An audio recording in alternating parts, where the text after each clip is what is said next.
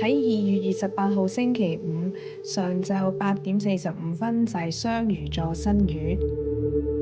雙魚座又適合許啲乜嘢願望呢？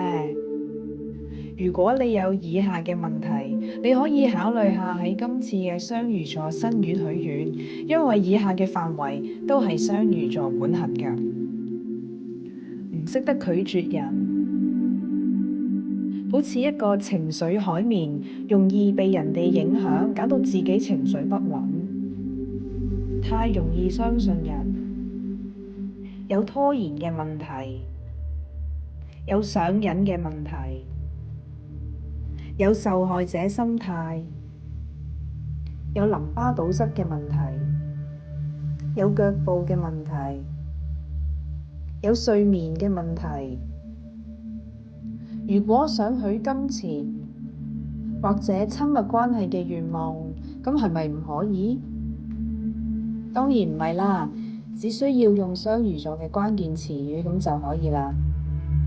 朝住呢啲關鍵詞語可以參考下以下嘅願望。